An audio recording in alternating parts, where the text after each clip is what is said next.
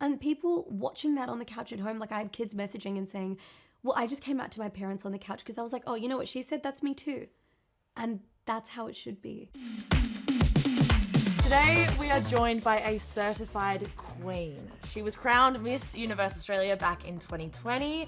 She came out on national television last year. She's just released her debut book. Safe to say it has been a big couple of years for Maria Thattil. She joins us now on D&M. It's also just post Mardi Gras. Are you okay? Are you tired? Do you need a nap? Do you know what? Like, for those of you watching at home, I'm dragging my corpse around right now. But you know what? The spirit of Mardi Gras is like fueling my spirit right now. Yeah. So I'm feeling good.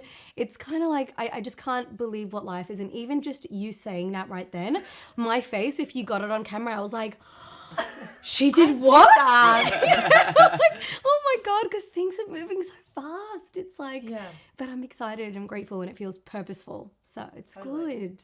And if we can touch on Mardi Gras just quickly and to, I guess, kind of touch on it up top.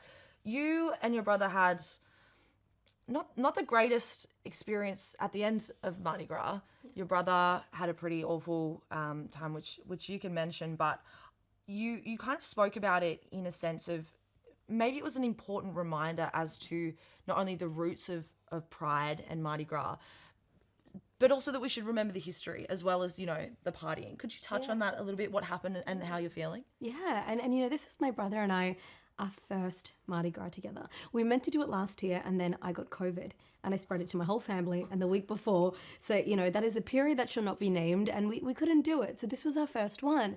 And I just want to say as a sister, like just put me aside for a minute, like I watched this boy, my baby brother, grow up and get bullied, you know, anti-gay slurs every week at school, relentlessly picked on for not fitting these really toxic ideas of masculinity.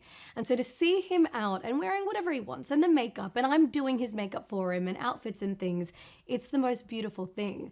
And so there we are marching and his boyfriend's there, my girlfriend's there, and my assistant, we got her on the float as well. So it was like a family affair. It was so beautiful. And then when we left, I can't even explain it, but we were going to go our separate ways. Georgie and I were going to go home, order some KFC, and the boys wanted to go find food. And just something in my gut was like, hey, can you just give me a call if you get into trouble? Distinctly remember saying that to them and just kept my phone on me. It wasn't even 10 minutes later that I got a WhatsApp message from Dom saying, I'm not feeling safe. I'm Ubering home. A group of guys just came and spat at us and then came back to start gagging. And I called him and he said that they took turns coming and spitting at them. They went away, came back, started gagging, and there were so many people around with their rainbow flags and their rainbow merch. And not one person said something except for one woman who walked up to them and said, don't worry about them. You guys look awesome. Can I get a photo with you in your outfits? And so Georgie and I, my partner and I, we've had that when we've been out where someone's come and sort of ogled us and treated us like a spectacle.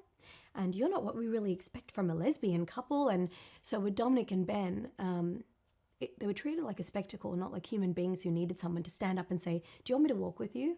Do you want me to stand with you? Hang on, that's not okay. And what I said to Dom, because he was devastated, and I'm like, you take the time to process, but you will find the power in this.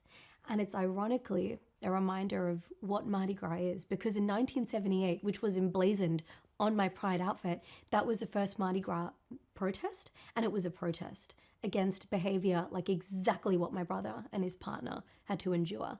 So I just said to him, this is our why. And if everything was good, we wouldn't still be out in the streets marching. So it was devastating, but he then ended up telling his story on a national platform. I connected him with, you know, the news, told his story, and I'm like, do you know how many people you're helping? For every bigot, there are 100 people who need to hear what you have to say and will love you. So that's what happened. And, you know, it was not the best, but we found the good in it. Yeah, I think it's such a demonstration as well of that connection that you have as siblings, because you've spoken before about how your brother came out before you did, and that was also a real learning curve for your parents who are Indian immigrants. you and your brother, share such a beautiful connection. What was that like when he came out to you? Was it like a mixture of kind of like nerves on behalf of him? Was it just excitement? Was it that thing that I'm sure a lot of queer people experience where you're like, babe, I've been you. I know. Well, can I say, I actually didn't know, but everyone around me knew. Like growing up, I had friends who were like, girl, do you think your brother's gay? And I'm like, no, he just really likes the song Buttons by the Pussycat Dolls. Like, and he knows every Gloria Estefan lyric. He's just really like, he likes what he likes. And like, I had no idea. But when he came out, I was 21 and I'd been traveling Europe for 2 months, and I surprised them by coming home at 2 a.m. And he sits me down and we're catching up, and he's like, so I've been dating someone. And I'm like, oh my God, what's her name? And he goes, his name's so-and-so. And in my head, like, it was a shock because I didn't know. And also, Dominic and I didn't grow up with a really strong understanding of the community because we grew up in very religious conservative circles. So we didn't talk about what it was like to be gay. I didn't even know being bisexual was a valid sexual identity. And so I didn't understand it. And it was a shock to me, but I didn't let him see it. I kind of was like, oh my God, what's that like? Tell me, like, give me the goss. Yeah, give me the tea. And I'm just like, I'm going to be your sister. Like, I'm going to be your bestie because that's what we are. And in my head though, I had panic because I was like, how is the world going to treat him? Because he was bullied for this and the world wasn't a kind place. What are mum and dad going to say? Because they just were not going to get it. And I wasn't wrong. Mum and dad initially thought it was a phase they needed to guide him through. And I was like that middleman sort of saying, you cannot say you're going to guide him out of who he is, which eventually led to him leaving home for a little while. That was a really hard period. And I never want to say too much about it because I know one day he'll tell his story because he is a star. But it was when our parents were faced with, well, this is what we believe. We either stick to this, but we lose our kids. And I'm really proud of them because a lot of people are so wedded to their ideas that they actually choose to lose their kids. And it could have gone that way. But our parents were like, what are we doing? Yeah. Like, what is this all for? Like, if this is a religion based on love and faith, are we going to really ostracize our kids for it? So they grew and they started asking questions, and it was just beautiful. So it made it easier for me when I came out. Yeah. And that was in 2014 when Dom had come out. And do you think that experience sort of helped shape your experience with in terms of sexuality? 100%. It paved the way because when I watched him live, and let me just say, he's my baby brother, but when it comes to dating, he's like an older brother because I don't know what the hell I'm doing. And I make some bad choices. Like, so he's also one that I call, like when it comes to career and stuff, I'm like, I've got you. But when it comes to dating, I'll call him and be like, what do I do? What's going on? And so when I'd have questions about, when I started to date women and what should I do, I'd call Dom. And Dom was the one who was like, you don't got to label anything. Go have fun, see how you feel, take your time. And the night before I publicly came out, it was him on the phone to me till 2 a.m. because I was so anxious because you're coming out to the world. And he just said, let me tell you why we call it pride. And you remembered that. And so when that ended up happening, he was like my person. So he absolutely shaped it in that he didn't influence anything. He didn't say anything. He just let me know it was safe to just do whatever felt right. And that really helps me in what I do now, reminding people that sexuality is a spectrum. And even when they try and say, well, what label are you? What's this? What's that? I'm like, well, I just say queer now because it's like, it's evolving. It's fluid. And it's okay for people to explore that over the course of their lives. And that a lot of that comes from Dominic. So, yeah, he's cool. He's cool. That's beautiful. It's so beautiful. And you mentioned you're coming out. You did so at least publicly whilst you were on a reality TV show. You're in the jungle. You're like removed from that traumatic times. You're removed from that immediate, I guess, response or feedback. Yeah. Was that a bit of a deliberate choice so that you didn't have to see all of that straight away? That you could have a bit of time to yourself? I wouldn't say it was a deliberate choice because I didn't actually have any intention of coming out when I was on the show. So I go on the show and you have to, root for a charity. And mine was -18 because I've been supporting them for Dom. Obviously, I'm closeted and I was secretly dating women and I was like, I'm just going to figure my shit out. Yeah, I feel like that's such a big thing. Like even when I was like not out, it was when the marriage plebiscite was happening. And I was like, I'm such an Ally. ally. Yeah, vote yes. Everyone, yes, this would mean a real lot to the LGBT community, of which I'm not a part of. But I will back you. Yeah. You know, and it was like that. And you see it in all the interviews that I did beforehand. There's no mention of anything to do with me. And I'm like, my brother grew up experiencing this, this, and this. And then when you're in the jungle, I will say, people are like, oh, reality TV, do they secretly feed you behind the scenes, blah, blah, blah. No, they don't. You are starved. You are not okay. And it's like you're genuinely stripped back. And I had this sense of like, you really do bond with these people very, very quickly. And all of a sudden, like all the walls are down. And I became very aware that like, wow, I'm actually doing a massive disservice to myself, to the community by keeping this quiet. And I was sitting with my castmate, who's a really good friend of mine, one of my best friends. And I just felt safe to do it. And I didn't think about it. It came out and it was like a very candid, natural conversation. And it was so candid and unplanned that I actually didn't go speak about it in the little like confessional room to give, when they cut to your interviews. Yeah. I didn't talk about it for 3 days. I just was like, oh, cool, I did that. I didn't talk about it. It was just like, by the way, that little thing. Run it back? And so David was the one who came up to me a few days later. He was like, so they asked me about what happened. Like, do you want to go talk about it? I'm like, I probably should. Yeah. And so I went and I had the chat. I didn't tell anybody else in the camp because I didn't feel ready. And later I had the choice of, do you want to not come out this way? We can edit that out completely. And I thought, well, no, because then I have to think of a way to do it. And I don't think it should be this big, long thought out press release. Like, just air a convo with my mate. And people watching that on the couch at home, like I had kids messaging and saying, well, I just came out to my parents on the couch because I was like, oh, you know what she said? That's me too. And that's how it should be. Yeah. It was almost like for your brother, like he provided that pathway for you. You're doing that for other people. Yes. I actually didn't think about that. It was very like in conversation. And I think it should be like that, not this big announcement. It shouldn't have to be that. So I just felt like I was letting the world into a private conversation with a friend. And that was that. Yeah. And speaking about letting the world in, not only are you on reality shows, Miss Universe, but you are now an author as well. You've just released your debut book, Unbounded. Thank you. For someone who's staring at this cover of Unbounded, ready to take a deep dive, just give us a little squiz. Don't give us too much, but just enough to hook us of what we're going to find out about Maria that we don't already know in this book. Well, you're going to find out a lot. You're going to find out things I've never shared with the world. And it's not just my lived experience, it's my family's too. And I guess the reason that this book is so vulnerable, you are literally teleported to different parts in my life. Like you are sitting in the room with me, my family, with people. The reason I've done that is because it is human stories that influence people. And if I'm out here trying to teach people how to live a life beyond limits, I can't do that by not sharing how I did that with a lot of the limits that I perceived and that the world enforced. So I think people are going to find a lot of raw truth. They're going to feel really connected to me. And I think they're going to come out of it feeling like they can do a lot more than maybe they thought the world allowed them to.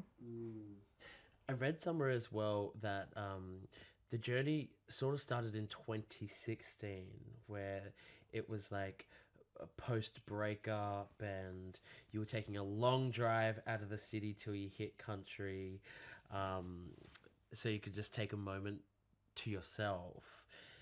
Tell us a bit about that story, because it was like what post-breakup, you needed to clear your head. Yeah. What was running through your mind then? Was it I'm about to become the baddest bitch? No, that everyone has ever seen. Driving the car, tears streaming down the face. It's all gonna be worth it. Yeah. No, it wasn't. So mind you, it was 2019 as well. 2019. So it was like it would have been December 2019. And it was absolutely not that. It was my life has literally imploded. So at that point, I had like the very neatly wrapped up life. Like I was in a relationship with one of them, literally the most beautiful man I've ever met. And to this day have so much love for. But it just wasn't working. 4.5 years. The next step was getting engaged, doing all that sort of thing. I was working in a corporate job that I hated, $12,000 in debt. So like, the girl could not get on top of that debt, and it was just a hard time. And I remember we broke up and I thought, I'll go move out by myself. Couldn't afford to. And so I moved back home with my parents, and they were renting a home at the time, and I moved into the corner room. It literally had nothing in it, no room for anything in it but two of Dominic's wardrobes and a bed. Like, I didn't even have a bedside table. And Dominic used to joke and say, it's like Lion the Witch in the Wardrobe. Like, why are you living in my wardrobe? It's giving furnished share house. And I'm like, well, where else do you want me to sleep? Like, it was a horrible time. And I sort of hit this rock bottom, and I'm like, I actually don't know what direction I'm going in. I don't know what I'm doing. And ironically, Miss Universe was the one thing that it was something to strive for, because it wasn't just, I'm going to be Miss Universe Australia. It was like, if this comes off, this is going to be a vehicle that will not just change my life, but it's going to impact so many others, because I knew how I was going to use it. Because I saw a woman of colour win it the year before, and that inspired me to think maybe I can be something different and I can use it for something different. So that moment in the book where it opens, no, I was a shit show, guys. Like, I was tears streaming down the face, like mascara everywhere. And I would just drive into rural Melbourne where it was quiet, and I would just cry and write and cry, and I would sort of get it all out and then go back home until I needed to do it again. And it just was something that really helped me in moments where I really felt like I don't know what I'm going to do. And so I had no idea. But in the back of my mind, I was like, you know what? I'm going to throw my hat in the ring for this. I'm going to keep working. I'm going to try and rebuild my life. And I had no idea that I would become the baddest bitch that I ever could, you know, like live my best life. Like, I had no idea, but it was like, do you know what? Like, you don't have an idea. Like, for anyone who's watching, like, you will hit rock bottom and you're kind of like, where do I go from here? I don't know. But I promise you, and I say this in the book, if you literally just put one foot in front of the other and it's in tune with your gut and it's telling you, I don't know where I'm going to be a week from now, a year from now, but right now my gut is telling me, don't do this thing or walk away from this thing. If you keep doing that, one day you'll look back and you'll see, well, those footsteps marked my trajectory, even if I couldn't see it at the start of the journey. And that's what ended up happening with me. I just started listening to my gut after a lifetime of not, you know? Yeah. So it was amazing for me. And from that post-breakup moment to now, you are in a gorgeous relationship with your girlfriend. If you'd like to gush, camera is right there. But I'm brown, so I don't blush. But if I could, like, I would be red as a tomato. How has that been, like, with the book coming out from you know, primarily from that time, but now you are in a completely new life almost. Yeah. Yeah, what's that kind of experience like, having it be out at this time in your life? Yeah, it's amazing. And so when I met Georgie, I kind of had just come out of a really toxic situationship, and I had sworn off dating, and it was one of my best friends who was like, you know what? It's always then. It's always then. It's always then. And I genuinely was like, I am done. Like, I am done. It had been a string of really poor choices that I was making, and in my head I was like, well, I'm done, like, you know, whatever. And my best friend said, you're not done dating, you're done dating the wrong people. And so when Georgie came into my life, I think I'd spent enough time allowing myself to just date without expectation. I think a lot of people at that point publicly were asking me, are you in a relationship? Have you only, like, you know, been with women in a physical way? And I was like, you know what? I'm just exploring, like, let me just live. And it was when I got to that point that I was able to be open to falling in love with a person for the person that she was. And I didn't expect it, but she is my best friend. And so she's been really supportive throughout this time to have the book out and this relationship and some really great things happening. Like, she was up there with us on the float. I kind of just think, how did I get to that point? But it was that trusting your gut and letting yourself receive love in a really beautiful way without putting labels on it, without freaking out about other people or what they're going to think. I think when you stop betraying yourself in that way, it opens you up to a lot of love. Oh, you're like, gorgeous. Oh my god. Well, we are here at D&M, and it is very basement of the party vibe. Yeah, I like it. I feel like having like a D&M with like strangers you just met, like at a party. And I'm like, That's literally what you're doing. Yeah, literally. But if we're talking about parties, it is Pride season. You know, Mardi Gras just happened. We're at a party, and we love to know who you are at the party. Are you the person throwing the party? Are you the person starting the dance floor? Having a D&M. Yeah. Are you having the D&M in the basement? Yeah, I think I'm the person having a D&M in the basement. Like, after a couple of drinks, I'm the person on the dance floor at the party. But it takes me like a little while to like warm up because sometimes I get a bit shy. But usually I'm talking to someone, and within like a minute, it's like we're talking about the deepest stuff, and it's always those connections, like straight away. And so I think on that party, I'm not really someone who throws a party, except I did have a book launch like last week.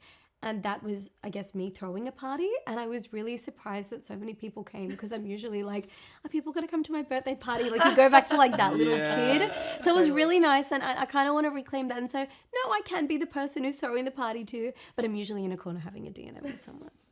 Well, look, that's exactly what we've been doing here today on D&M with Maria Thattil. It has been a joy having you. And look, let's get back to that party. Let's get back to the party. Let's go. Let's go. Let's go.